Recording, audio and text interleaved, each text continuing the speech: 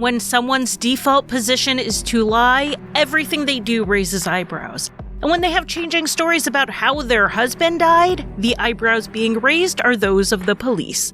I'm Charlie, and welcome to Crime Lines.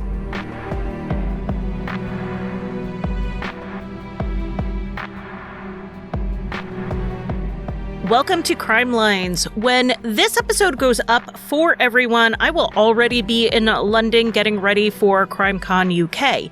And it'll also be the day before Crime Lines and Consequences, my new podcast, starts. So if you are at CrimeCon UK, come find me and Eric, and we do have some Crime Lines and Consequences stickers and pins for you. You will be the first ones to get it. And we will also be at the True Crime Podcast Festival in August, and you'll see us there too, with all of our stickers and pins in tow. The first episode, out June 8th, will be on the disappearance of Dior Koontz. But that is for tomorrow. For today, let's get into this case. This episode is one where you may think I'm about to wrap up, but I'm not. There's going to be more to go. And then you think I'm wrapping up again, only for me to keep going. And that's really how the research process on this went. There was always something after the point where even I thought things were being settled. So let's get started with Gregg Williams. Gregg was very athletic, doing martial arts and bodybuilding. He built a successful IT business out of his home in Keller, Texas, thanks to his intelligence and his work ethic. At the time he started the company, he was with his first wife, Kathy, and it took him quite some time to build it. Kathy and Gregg divorced in 2003. The divorce was amicable enough, and they agreed on shared custody of their daughter, Taylor. There was no child support order put in place, but that's because they didn't need an order. They both contributed to what Taylor needed, and Kathy never worried that Gregg wouldn't contribute fairly. He wasn't the type of guy to do anything other than the right thing for his kid. After the divorce, Gregg remarried, but only briefly. It soon ended in divorce, and then one day he met Michelle. How they met is a matter of different stories from different people. According to Michelle, they met on MySpace in 2007. But the rumor was that they actually met online in a BDSM group. It's not entirely clear why Michelle is so quick to dispel the idea that they met in the scene, because Gregg owned a bondage club for a period of time. So it's not like he was shy or quiet about this. When they met, Michelle had 3 children, with her first child being born when she was just 17. The father of that baby was another high school student, but she told someone else, a guy named Ken, that it was his baby. It's not entirely clear if Michelle deceived Ken on purpose or if she just genuinely wasn't sure. So Ken and Michelle married, and Ken enlisted in the service. Though they had 2 more kids during their relationship, the marriage only lasted about 5 years. Michelle said it ended because Ken cheated on her, but her own son said it was the other way around. She cheated on Ken with her next husband, Brandon. Brandon, who said Michelle told him she was already divorced, didn't tell him the truth about her marital status until they started planning on getting married. And obviously she couldn't do that if she didn't divorce Ken first. After Michelle's divorce from Ken was final in 1994, Brandon ignored the red flag of Michelle having lied to him and married her anyway. He worked in IT while Michelle worked for various dental offices as a dental assistant. She moved from job to job, eventually getting fired from one practice when money went missing. The company did not press charges, but this did seem to stop her career in its tracks. So Michelle took a job as a telemarketer. It was the night shift, which worked well when you have 2 parents juggling, taking care of 3 small children while working. Michelle made more money as a telemarketer than she did as a dental assistant. She actually made a lot more money. Enough that Brandon didn't think it really made sense, especially since he saw the money not being deposited into their bank account, but showing up as cash. He told Culture Map Dallas that he got suspicious at this point. Brandon didn't want to outright confront Michelle, I'm sure just in case his suspicions were wrong. So instead he asked Michelle for her work number in case of an emergency, and Michelle gave it to him. So then he called it, and it turned out to be a strip club. Even if Brandon was comfortable with Michelle dancing, which it doesn't sound like he was, the real point was that she was outright lying to him on an ongoing basis about where she was going every night. Michelle quit the club, but then not long after that, a neighbor mentioned to Brandon that there were cars coming and going from the house when he wasn't home. Brandon said he hid a recorder in the house and caught Michelle cheating on him while he was at work. Michelle tells this story differently, claiming that it was Brandon who was the one cheating on her, and that's what led to the end of the marriage. After they divorced, Michelle soon moved in with another man, and though they didn't marry, they were together for about 8 years before he found out that she was seeing Gregg Williams behind his back. Since Michelle didn't have to get divorced this time, there was nothing slowing her down. She and Gregg married within months of meeting each other, in spite of neither family being on board with this decision. For Michelle's side of things, her kids had already been through enough rocky relationships and stepfather figures. Also, Gregg had a temper, and one of Michelle's sons said that he was quick to belittle people when he got angry. This is something that has been echoed by others, and it's probably rooted in the fact that Gregg had grown up with an abusive father. Though he tried other ways of coping with his own anger, like channeling it into sports and working out, he did go off at times. As for Gregg's family, they didn't like Michelle from the start. Like literally the day they met her, they didn't like her. His sister found her to be rude. His brother found her to be overtly sexual and inappropriate, even with Gregg's family members. And Gregg's ex-wife, Kathy, found her to be fake. To put one word on it, they all thought she was a gold digger. At the time they married, Gregg's daughter Taylor was about 9 years old, and Michelle's 3 were all in their late teens and early 20s. Though Michelle's boys did not get along with Gregg, things between Taylor and Michelle seemed to go well at first, and Michelle would take Taylor on little shopping dates. But then Michelle had a daughter with Gregg, and things changed. Taylor and Michelle started getting into little arguments, and then bigger arguments. When Taylor was 12 in 2010, Michelle told Gregg that she thought Taylor was on drugs. Gregg didn't agree and thought that Taylor was just being a normal 12-year-old. But then Michelle went to the hospital one day claiming that she had been drugged. She spent 2 days inpatient for ingestion of opiates and benzodiazepine.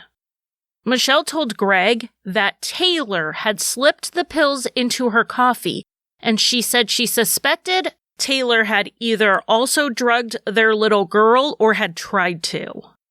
Gregg, horrified and worried, sent Taylor to a drug rehab program.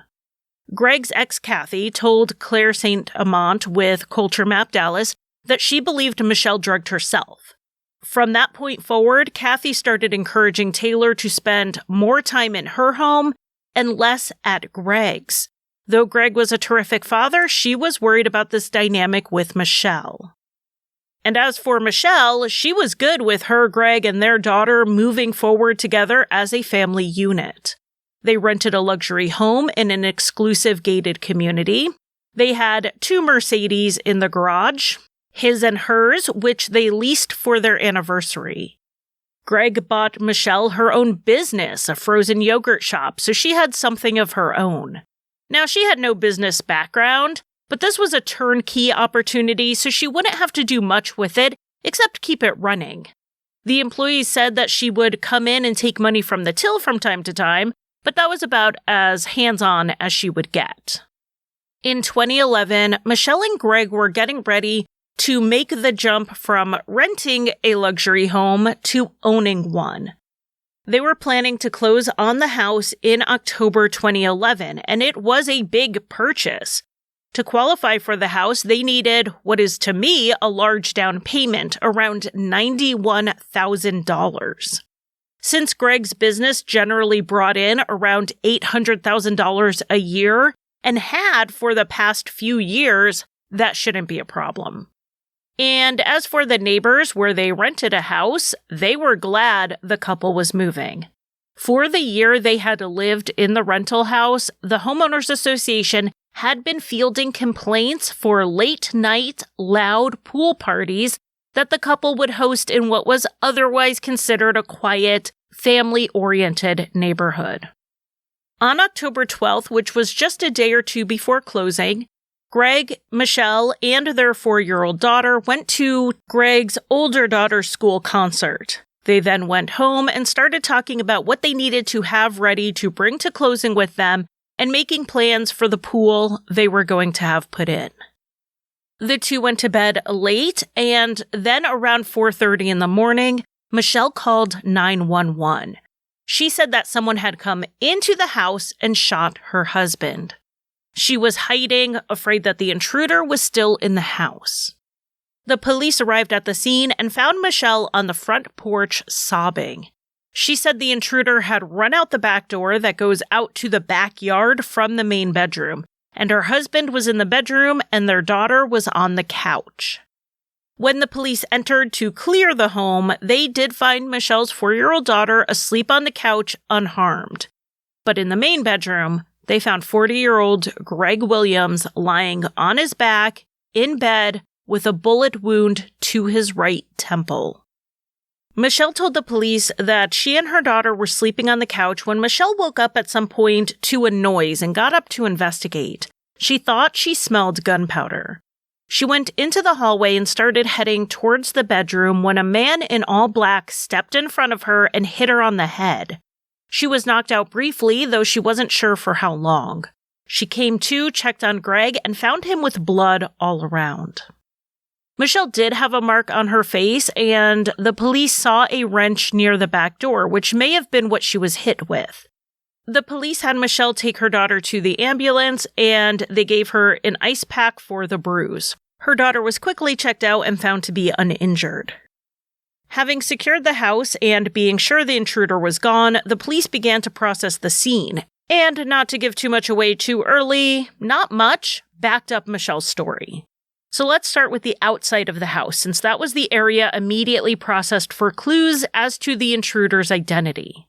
The person accessed the house through the back door, but there was no sign outside the fenced area of any attempt at forced entry, and the gate was locked. So the person would have had to first scale the fence. Once inside the fenced yard, there were some scratch marks by the back door, and a screwdriver was found in the yard by a woodpile. But the marks made would not have been enough to pry open the door. Both locks, meaning the deadbolt and the one on the doorknob, were fully functional. It looked like someone had just scuffed up the outside of the door. Then right inside the back door where the intruder had supposedly run out, they found 3 things lying on the ground. One was a gun, which would turn out to be the murder weapon. The other was the wrench, and the third was a shell casing. The gun and the wrench had been wiped of prints. So the killer cared enough to wipe things down, but not enough to take that evidence with them and toss it in a drain or in a river never to be seen again. They even left behind the box of Clorox wipes that they used to wipe things down. Then we get to the bedroom. The television was turned up so loudly when the police arrived that they had to turn it down just to talk. Why was Gregg sleeping in bed with the TV blaring? And then we get to Gregg in the bed. The gun used was his gun. He kept it in his nightstand, which was to his left, yet he was shot in the right temple. So what that would mean as far as crime scene reconstruction, the intruder entered through the back door without their own gun for some reason, walked around the bed to get the gun out of the nightstand, and then instead of firing it from that position, from the left, they walked around the bed and then shot Gregg on the right side. That seemed like a lot of extra work when shooting from the left side would have accomplished the same outcome. The police then brought in a scent dog to try to track the intruder, but the dog didn't pick up on anything. They then canvassed the neighborhood. No one saw anything, which you can imagine it was 4:30 in the morning, so they checked the home security cameras of a neighbor and saw that the only person in and out of the neighborhood that morning was the newspaper delivery guy. So the investigators did not believe the intruder story. And in their formal interview with Michelle that very day, which was recorded, they told her that. They told her straight up that there were only two options here. This was self-inflicted, and Michelle tried to cover it up, or she was involved. Michelle insisted again and again that she didn't hurt Gregg, and he didn't kill himself. In fact, that was her answer the first 7 times she was directly asked about it. It was on the 8th try that the story changed. Michelle said, quote, "I broke. I was in shock." The sergeant told her that if she did it and covered it up, she needed to tell him. And Michelle replied, he did. In this version of events, Michelle said she went to bed around 1 a.m., but Gregg was still awake. She saw him take some pills, at least 3 Tylenol PM, according to her. It was around 3 a.m. when their daughter woke up and came into the bedroom. At this point, Gregg was still awake. Michelle asked him if he needed anything, and he said he didn't feel well and wanted to be left alone. So she and her daughter fell asleep on the couch, and it was after 4 a.m. that she woke up to the sound of the gunshot. She went into the bedroom to see what was going on and found Gregg in bed, having shot himself in the right temple. She said all she could think about was that she didn't want her daughter to know that he had taken his own life, so she decided to make it look like a murder. She started by wiping down his hand with the Clorox wipe to try to get rid of the gunshot residue. She then wiped the gun on a blanket and moved it to the back door. She opened the back door to make it look like the intruder had run out, and then she called 911. In part hoping that if they got there fast enough, they could save him. After calling 911 with only minutes before first responders arrived, Michelle decided to make it look like the back door had been pried open, and she even hit herself in the face with the wrench hard enough to leave the bruise. All of this so she wouldn't have to tell her daughter that Gregg had killed himself. Or at least that's what she said, after a few hours of questioning. The investigators were not convinced, but they needed to do more of an investigation, including getting the results of Gregg's autopsy, so Michelle was released. Michelle went to stay with her sister, canceling the appointment to close on the house. Without Gregg, she wasn't going to go forward with the sale. Michelle's sister opened her home to her, but found her behavior after Gregg's death disturbing. She was expecting to console a grieving widow, but she told the police that the morning after the murder, around 8:30 a.m., Michelle was up, dressed, and suggesting that they go out to IHOP to grab breakfast. She seemed unconcerned with anything else going on. That same day, Michelle went to her lawyer and paid him $18,000. It's not clear if this is for previous work or a retainer for future work. Seeing as she knew there was a police investigation into her and her changing stories, and she had her Miranda rights read to her, it does make sense for this to have been a retainer. I don't point it out because it's suspicious, I point it out because she wrote the check from one of Gregg's business accounts, not a personal one. It wasn't really her money to be spending at that point. And as we've seen before, it's pretty upsetting to the family of a victim when the prime suspect in their death is using their money for their defense. After this, Michelle took her daughter to stay at the Great Wolf Lodge water park for about a week.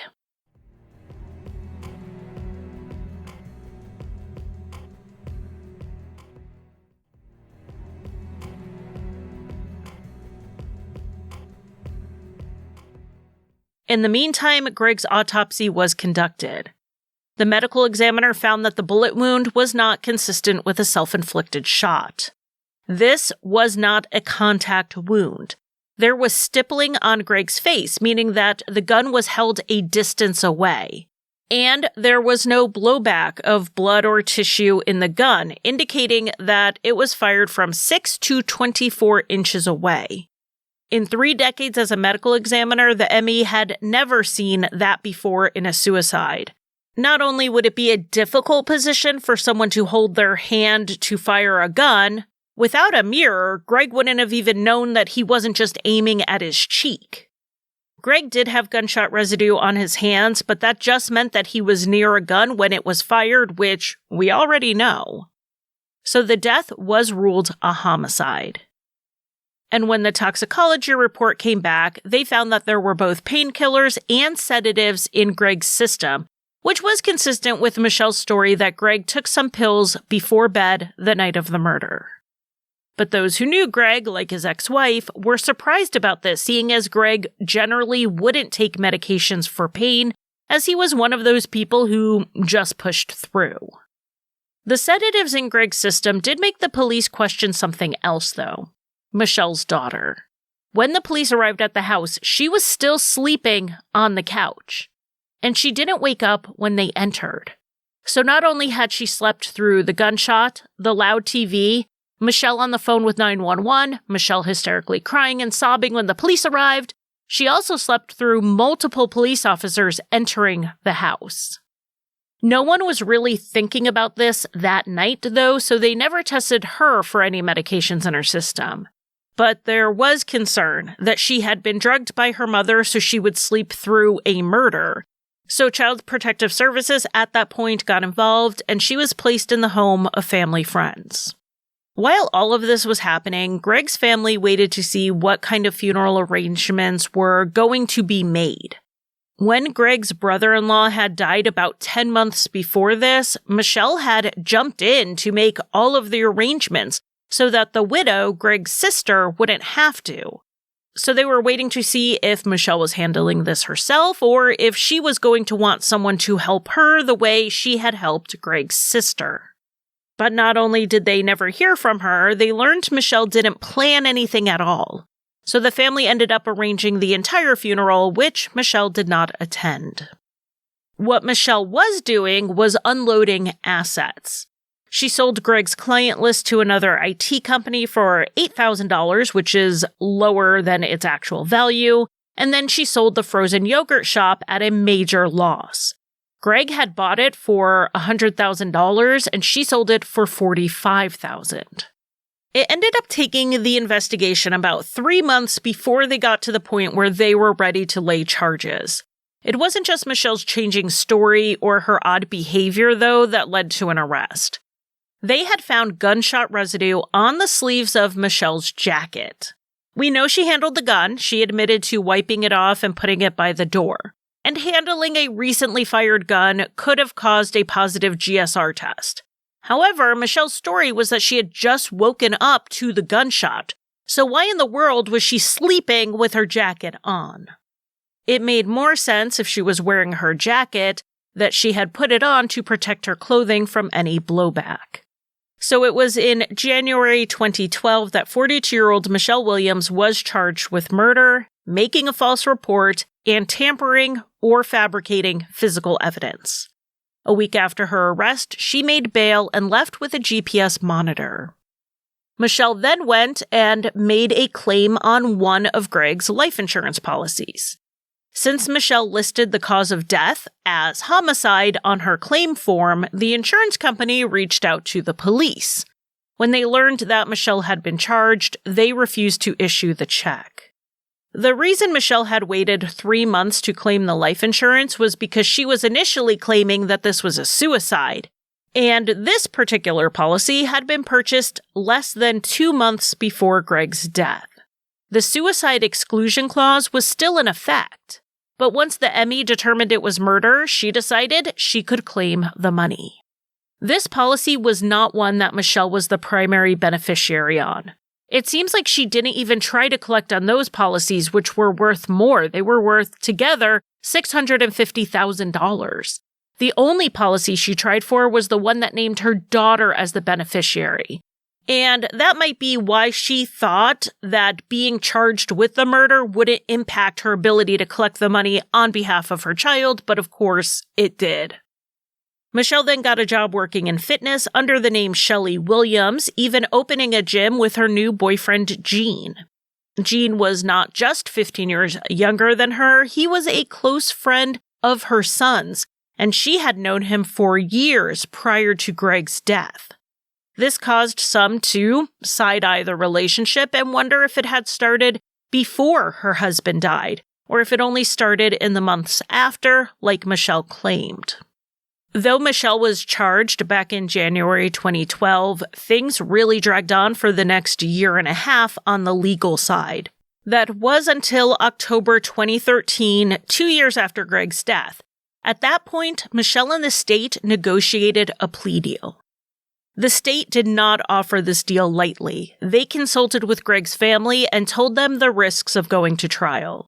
Michelle had cleaned up the scene well enough that there was no forensic evidence like DNA or fingerprints linking her directly to the murder weapon, and the crime scene had not been handled properly.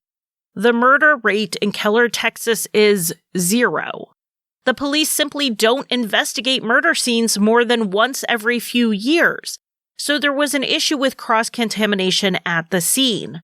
Like, for example, the bedsheet that Gregg was lying on. His body had been wrapped in the sheet when it was transported from the scene. Any evidence that was on the sheet got on Gregg's body and vice versa. The prosecutor told the family that he would take this case all the way to trial if they wanted. But Gregg's family agreed to the plea deal, thinking it was better to take what they could get then roll the dice with a jury. Michelle would plead guilty to tampering with evidence and a charge of deadly conduct. In Texas, deadly conduct does not mean you caused someone's death or even injured them.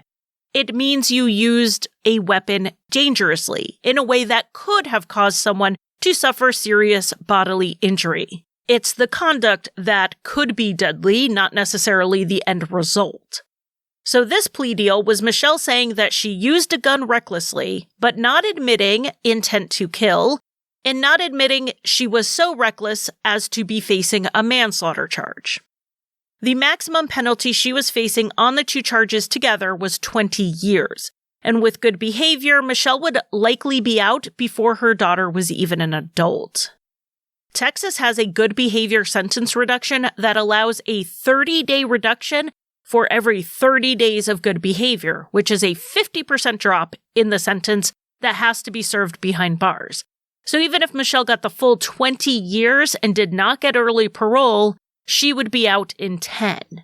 But based on her understanding of the parole laws, Michelle believed it would be even a less time than that, and she hoped she would be out in under 3 years. She fully expected the parole board would let her out on her first try. After the plea deal was made in court in October 2013, the judge delayed sentencing. Michelle provided proof in the form of a sonogram and a letter from a doctor stating that she was pregnant with twins.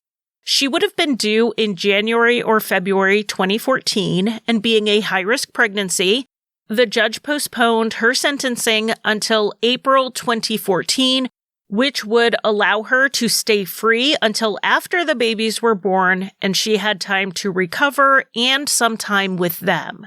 She was still on a GPS ankle monitor at the time. In December, while waiting on sentencing and the babies being born, Michelle asked the court's permission to travel out of the jurisdiction for a vacation to Galveston. The judge said no because Galveston is an island on the Gulf of Mexico, and it would be too easy to head farther south and slip across the border into Mexico, or board a boat and take off. But the judge thought that this trip was an odd request regardless. Why was Michelle going on a road trip 4.5 hours from home when she was 8 months pregnant with a high-risk pregnancy? About a month after this trip was supposed to happen, on January 30th, 2014, Michelle was back in court when she disclosed to the judge through her attorneys that she was no longer pregnant. She claimed to have had a late miscarriage back in December around Christmas time, which at 8 months along, the babies would have been considered stillborn.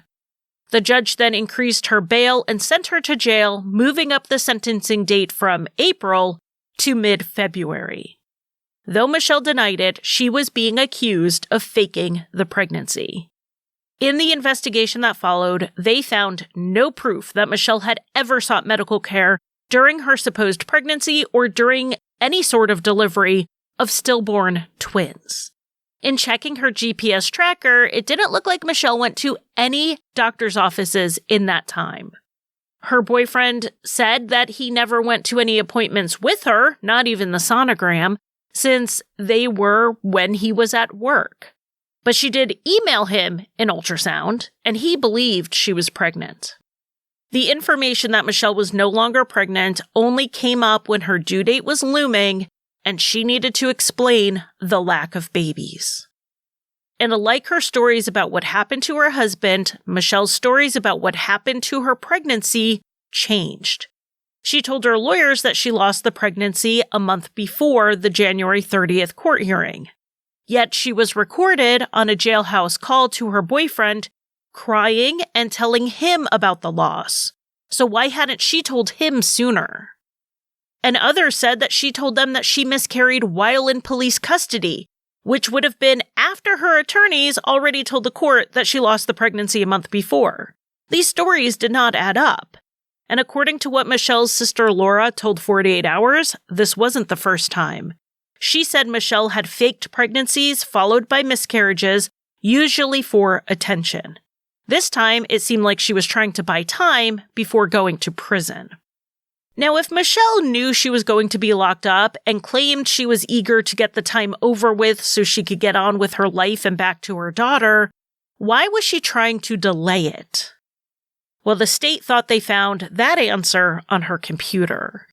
According to the Fort Worth Star-Telegram, from September when the plea deal was first discussed until January when she was jailed, Michelle had looked up information on getting fake birth certificates, social security cards, and tips for how to live on the run.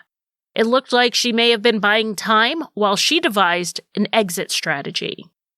But it didn't work, and Michelle was behind bars waiting on sentencing when she granted 2 media interviews. The first was with the Fort Worth Star-Telegram. In this interview, Michelle said on the advice of her attorney she was not going to get into her side of the story, except to say that she took the deal to get back to her daughter sooner through parole. Gregg's ex Kathy was also interviewed for this article, and she vowed to be at every parole hearing to delay Michelle's release for as long as possible. She was going to stand up for Gregg for however long it took to see justice done, or as much justice as they could find. Michelle, in this interview, also refused to give details on how her pregnancy ended, so we don't have an official on-the-record account, except she denies lying about being pregnant. Michelle really strikes me as one of those people who just compulsively lies. Whatever story fits the narrative in the moment is what she will tell you, and she will not think twice about the contradictions while you're sitting there trying to make it all make sense. And when it becomes an issue later, like when she doesn't give birth, she'll figure it out when she gets there. What's right in front of her at that moment is what matters to Michelle. The Fort Worth Star-Telegram was the first interview, and it ran prior to sentencing. The other interview was with 48 Hours. And though the interview was conducted prior to sentencing, they didn't intend to air the episode on the case until after sentencing, when they can wrap up the story in a bow. So Michelle apparently felt freer telling her side of things, seeing as no one would hear it until after the plea deal was finalized. And in this interview, a few days before sentencing, Michelle went back to her original story. Gregg didn't kill himself, and she didn't kill him. An intruder did.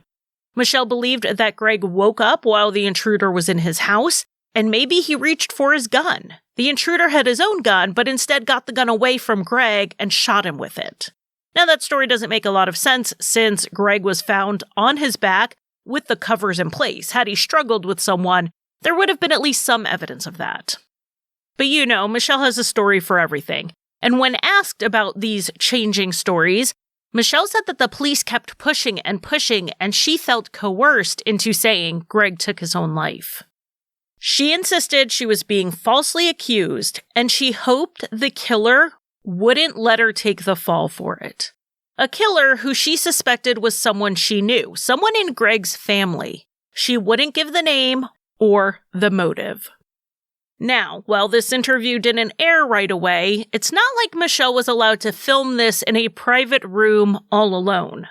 This wasn't a meeting with her attorney. There's not like there's privilege connected to talking to Peter Van Sant.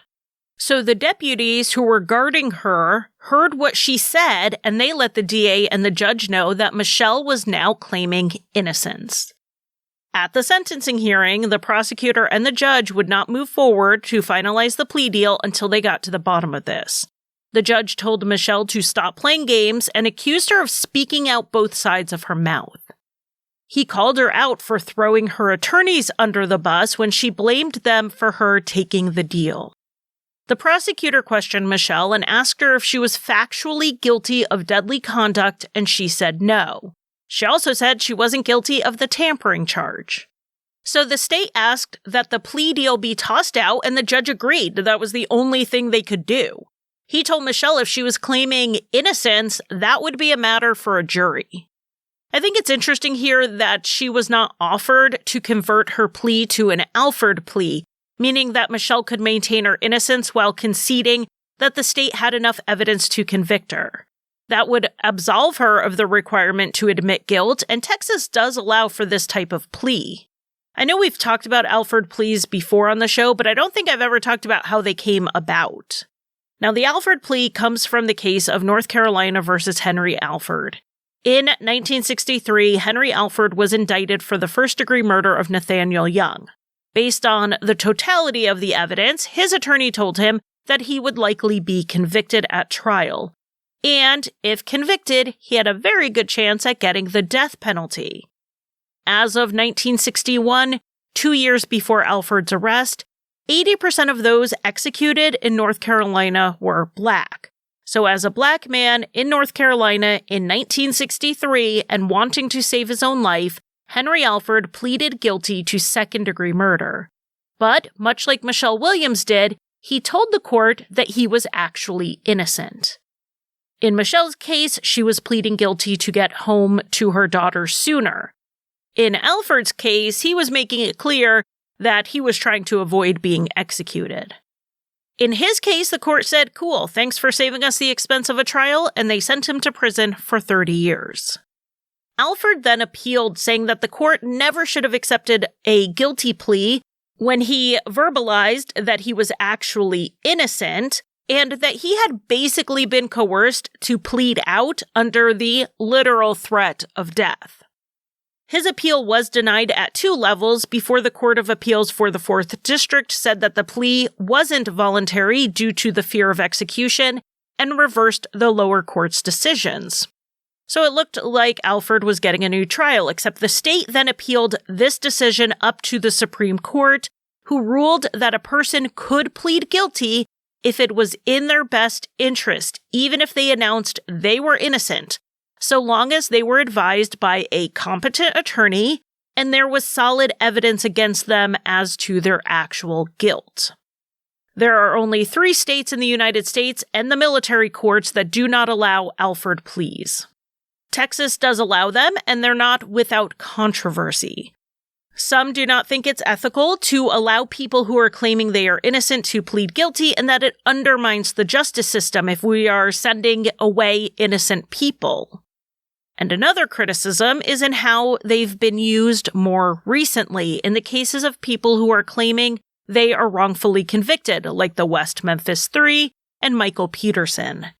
After having a successful appeal, some jurisdictions are offering deals where the previously convicted can give an Alford plea and then be sentenced to time served rather than going back to trial and risking a long prison sentence. These defendants are taking these deals so that they can get out of prison. In these cases, people worry the Alford plea is being abused to not give the defendant a best interest option, but rather to save the state the embarrassment and the financial settlement of a wrongful conviction case. Alford pleas were never designed to cover up a bad conviction. But in this case, the case of Michelle Williams, she was not given this option as the state said they couldn't ethically, professionally, or legally allow her to plead guilty in court while proclaiming her innocence to the media. So I am curious what you think. Do you think someone should be allowed to plead guilty while proclaiming their innocence if it's what they want to do? The main reason I'm curious what you think is because I'm really on the fence on this issue, and maybe someone can give me the argument that'll push me one way or the other. On the one hand, if someone is weighing their options and this is how they land, maybe it is their best bet. The sentences with plea deals are often a lot better than what you're risking at trial. And why should you be punished more harshly because you decided to go to trial? On the other hand, I want a perfect justice system, and that would mean people would not be incentivized to plead out to something they didn't do just to spend less time wrongfully convicted. So maybe the real conversation here is the sentences you get through a plea deal versus going to trial and how vastly different they could be, and is that really justice? I don't know. Let me know what you think on social media because I don't know how this fits into an imperfect system that is trying to do better. If Michelle had kept quiet in the interview with 48 Hours, or she was allowed to take an Alford plea, this is where the episode would end. But we're going to keep going because Michelle was ordered to trial and the judge recused himself. He knew Michelle's changing stories, and that made him a potential witness in the case, which he ended up being at Michelle's bond hearing. She needed a new bond hearing because the charges were changed. If the prosecutors were taking this to trial, they were going all the way with it. They charged Michelle with murder, not deadly conduct, and tampering with evidence. She was now facing life in prison. At one of the bond hearings, we learned more about how Michelle acted while she was free before. Her boyfriend Gene testified under oath that they did go to South Texas for Christmas, which was the same trip the judge did not approve. At the time, Gene is saying they were down by Galveston. Her ankle monitor showed that she was still in Tarrant County where she was supposed to be at an RV park. According to Culture Map Dallas, Gene seemed nervous when he was asked if he saw Michelle's ankle monitor on her while they were down there. And first he said he didn't really pay attention, but then said she was wearing it. However, the totality of the evidence was strongly in favor of keeping Michelle behind bars, which the judge did by keeping her bail high. The trial began in September 2014, and the state was obviously arguing murder, so the question was, what was going to be the defense? Michelle had gone on 48 Hours and said that Gregg was murdered by an intruder, and claimed she changed the story to suicide only under pressure from the police. So naturally, you would think the intruder theory would be the defense. But you'd be wrong. They were going to claim that Gregg took his own life. But let's go ahead and cover the state's case before we get to the defense, because the state had uncovered what they believed was the motive, and that was money. Gregg had made $800,000 from January 2011 until his death in October. The couple had to have $91,000 for the closing on their house. Instead, based on all their bank accounts, they had less than $30,000. It turned out that Michelle not only ran the family finances, she was also the bookkeeper for Gregg's company. And after accounting for actual business expenses, they found that Michelle had taken out over $100,000 in cash withdrawals and ran up nearly $70,000 in credit card debt, on top of other expenditures that were well above their means. Even the most generous budget truly could not have kept up with Michelle's shopping habits.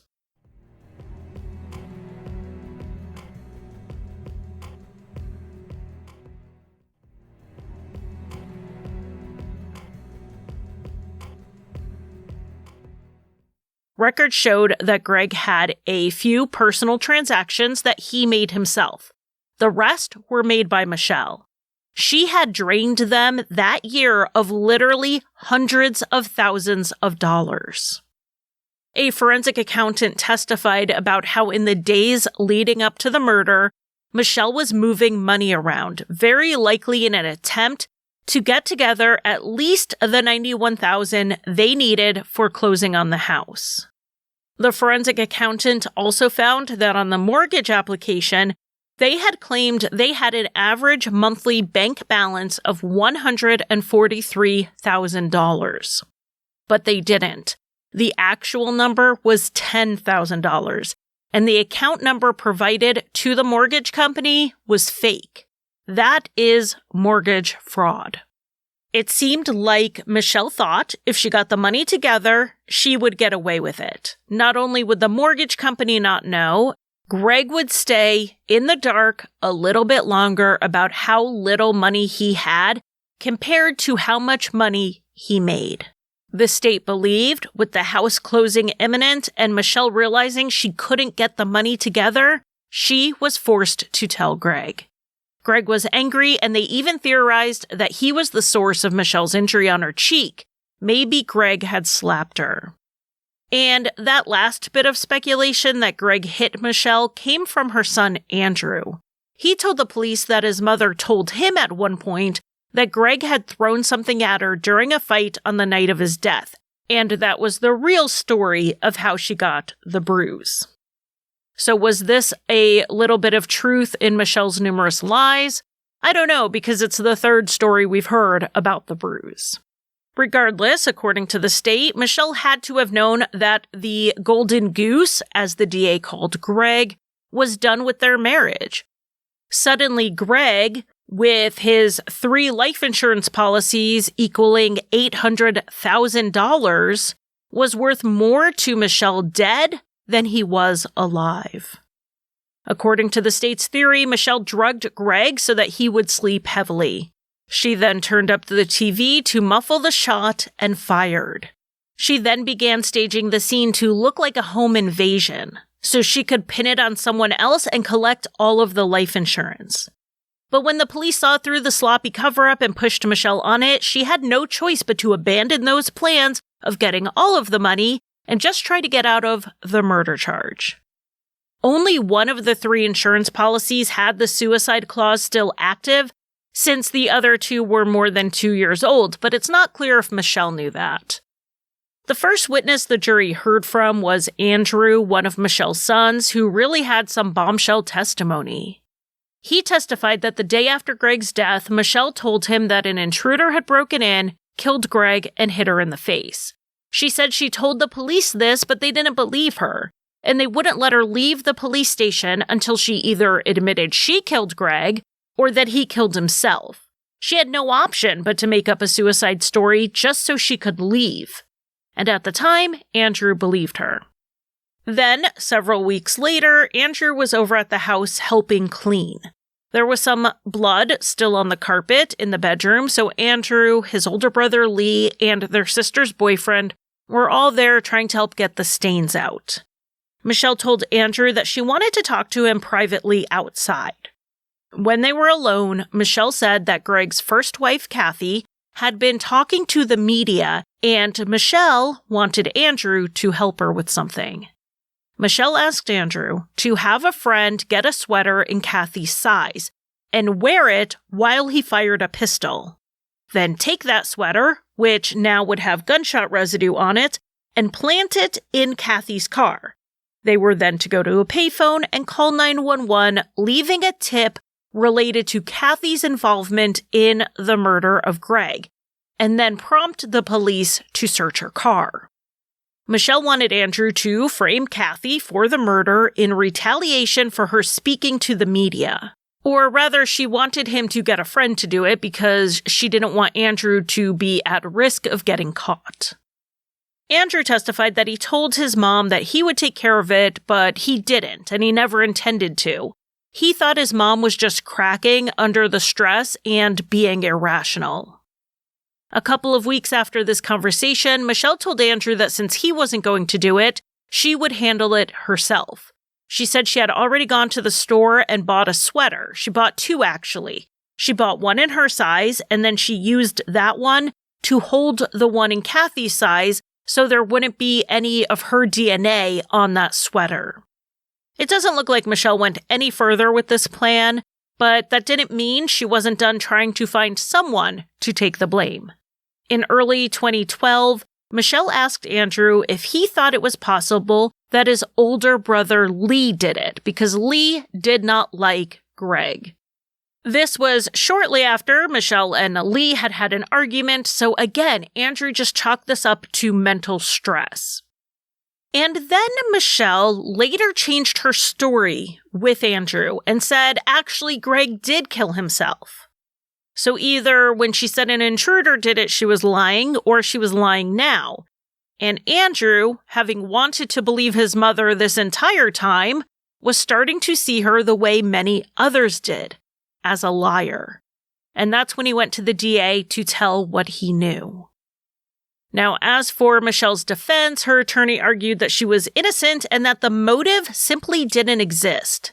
When alive, Gregg was consistently bringing in over $800,000 a year, not just a one-time payout like life insurance. So why would Michelle, if she was so financially motivated, stop the replenishing source of her money? Now, of course, that's assuming that they were going to stay married after Gregg found out about all the money Michelle had spent, which I think is a huge leap, but I don't want to argue the state's case during the defense's turn. So let's get back to the defense. They admitted that Michelle did tell the intruder story in part to get the life insurance, but it was because she panicked. Everything she did at that point was to protect her child, both emotionally and financially, from the fallout of Gregg's suicide. She was going to need the money from the life insurance to support their daughter. They argued that contrary to what Gregg's family said, he did have reasons to be depressed. He had recently lost his brother-in-law, who was also a close friend, to suicide. His grandmother had died. He believed his older daughter was struggling with addiction as a preteen, and he had just learned that he had hundreds of thousands of dollars just gone. He was also using steroids, and there are some studies showing a link between steroid use and suicide. The defense didn't really have a good explanation for why Michelle then changed her story back to the intruder theory when she spoke to 48 Hours. And I'm sure the jury wondered about that since they saw clips from the interview. They were admitted into evidence, as was Michelle's police interview where she was again changing her story. So the jury was experiencing what the DA and the judge did with the stories flip-flopping back and forth. The jury took the case and deliberated for 7 hours. They then rendered their verdict, finding Michelle guilty of both murder and tampering with evidence. She was given a 60-year sentence for the murder and 10 years for the tampering charge. These were to be served concurrently, so with the good behavior reduction, assuming she qualified, she will have to serve 30 years. When Michelle took that first plea deal, she thought she would be home in under 3 years, and now she's going to serve 10 times that. And normally this is where the episode would end, but again, it's going to keep going. And that's because of a very big accusation from Michelle's sister-in-law, whose name is also Michelle.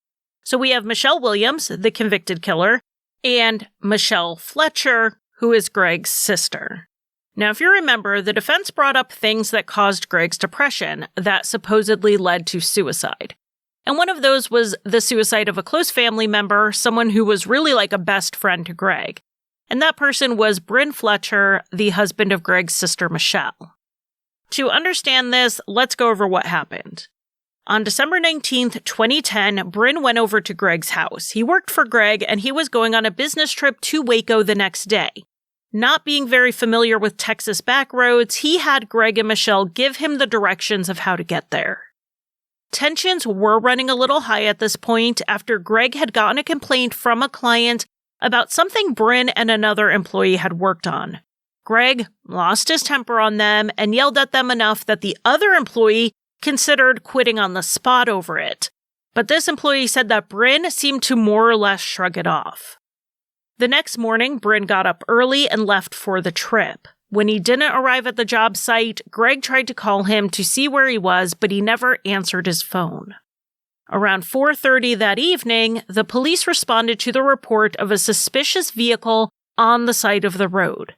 Bryn was found in his work truck, having been shot in the head. The gun was found with him. The police contacted the family, and Michelle Williams, Gregg's wife, took charge, saying that Bryn's widow, Michelle, was too distraught. She told the police that Bryn had previously attempted suicide about 3 years earlier in 2007, which isn't exactly the whole story. The truth is, no one really knows the truth of what happened in that incident. What we do know is that Gregg and Michelle Williams had found Bryn in his car in a parking lot. He was alert enough that he opened the car door when they approached, but there were bottles of Tylenol and Xanax inside, and Bryn was out of it. So they called 911. Assuming Bryn had taken the medication that was found in the car, they pumped his stomach and did blood work to see what was in his system and how much. Only Xanax was detected. So, was this a suicide attempt? No one really knows. It doesn't appear like what he took would have been lethal even if they didn't pump his stomach. At the time, Bryn was under a lot of stress, working long hours for Gregg, and maybe he just took a little too much Xanax for the stress and anxiety when he was overtired, and it caused him to pass out. The police were provided this information in the context of a previous suicide attempt, and then with information from the autopsy, within a week, Bryn's death was ruled a suicide, though his widow, Michelle Fletcher, didn't believe it. And it didn't help that when she tried to get more information from the police, it was conflicting. Like, one report said that Bryn was shot in the center of his forehead, another said he was shot in the mouth, and a third, more alarming one, was that he was shot in the right eye, which I say is more alarming because Bryn was left-handed, and it's an unlikely place for a left-handed person to shoot themselves. And it also undermines confidence in the investigation when a family is getting 3 different conflicting pieces of information. Unfortunately, by the time Michelle Fletcher was really able to process this and ask questions, it was too late for another autopsy. Michelle Williams had taken on the task of arranging the funeral, just as she did talking to the police. At the time, it was seen as a kind gesture, and one of the things she arranged was Bryn's cremation. According to Michelle Fletcher, she was so deep in her grief at this point that she was signing whatever was put in front of her, and she was not explicitly told that she was signing cremation papers. She didn't realize it until it was too late. Michelle Fletcher is not the only one who holds these suspicions. In addition to another brother of her and Gregg's questioning this, Michelle Williams' own brother spoke with Culture Map Dallas about it. He said that on the day Bryn went missing, Michelle Williams, his sister, called him and his wife multiple times. The calls were mostly about being worried that no one knew where Bryn was and that Bryn was suicidal. Michelle's brother, at the time, thought it was odd he was being called because he didn't really know Bryn.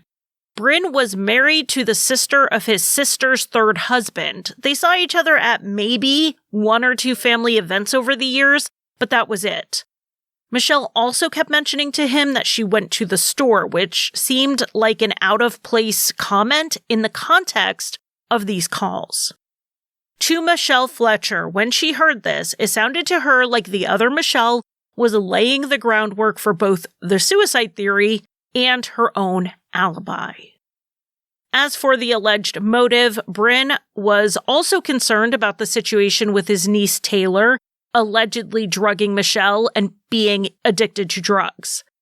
He also worked very closely with Gregg and was in the house often, so maybe he saw something related to the drug situation, or he saw something related to the financial issues, and Michelle was afraid he would tell Gregg. Though Michelle Fletcher has asked the police for access to the crime scene photos and to look at the case file, they have denied most of her records requests. And they said they have no plans to reopen the case and they consider this a settled matter.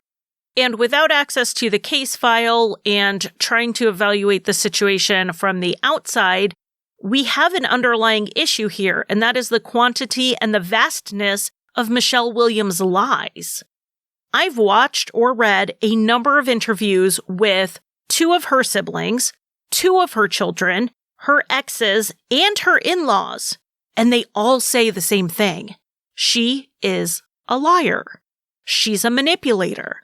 So it's hard to judge or evaluate anything Michelle says or does because she's generally just doing and saying what works for her in that moment and for motives that may be unclear to everyone else. But we do have 2 best friends, Bryn and Gregg, shot in the head 10 months apart, and one was ruled a suicide and the other was a murder that someone used suicide to try to cover it up. I don't know that we have solid evidence that Michelle Williams was involved in Bryn Fletcher's death, but like everything else surrounding Michelle, it's suspicious.